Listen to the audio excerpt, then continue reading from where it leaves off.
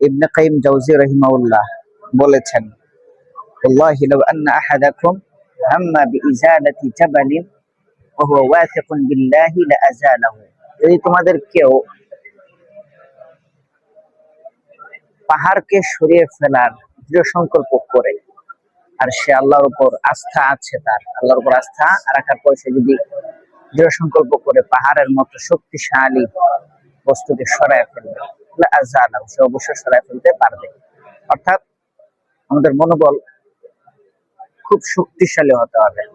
কখনো হতাশা আমার জীবনের সেক্টরে, আমার জীবনের চ্যাপ্টারে, অধ্যায়ে হতাশার হওয়াটাও যেন না আসে, এটা মাথায় রাখতে হবে।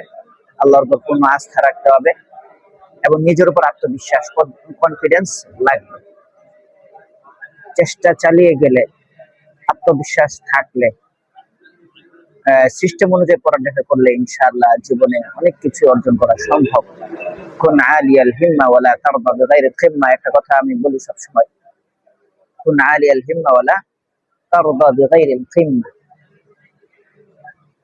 তোমার স্বপ্ন হবে আকাশ ছোঁয়া, একদম প্রত্যেকটা বস্তুই চূড়ান্ত শিখর ছাড়া, চূড়ান্ত শিখরে পৌঁছার আগ পর্যন্ত তুমি সন্তুষ্ট হবে না।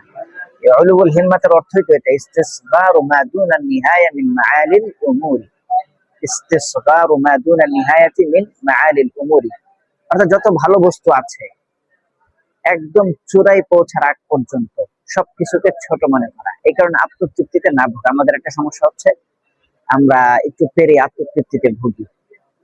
ক্লাস 1 নম্বর হলে, আমরা মাদ্রাসা 1 নম্বর হলে, অথবা বোর্ড পরীক্ষা 1 নম্বর হলে শেষ। মানে আমাদের অবস্থাটা এরকম যে আমি অনেক কিছু হয়ে গেছি, অথচ বিষয়টা এরকম না। আমাকে পুরো বিশ্ব জয় করতে হবে, বিশ্ব জয়ের স্বপ্ন নিয়ে আমাকে সামনে বাড়তে হবে। আল্লাহ পাক সবার মধ্যে বিশ্ব জয় করার প্রতিভা দিয়ে রাখছে, প্রত্যেকের মধ্যে প্রতিভা আছে।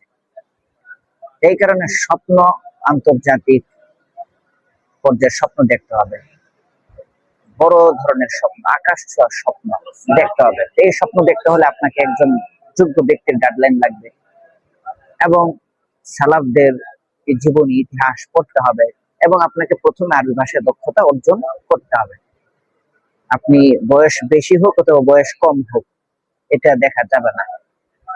আল্লাহর নাম নিয়ে নামলে ইনশাআল্লাহ অল্প কিছু দিনই সফলতা আপনার পদচুম্বন করবে ইনশাআল্লাহ। এই কারণে সাহস, আত্মবিশ্বাস, কনফিডেন্স, আল্লাহর উপর আস্থা, দোয়া, চেষ্টা, সবকিছু একসাথে চালিয়ে গেলে ইনশাআল্লাহ সফলতা হাঁটি হাঁটি পা পা করে আমার সামনে চলে আসবে ইনশাআল্লাহ।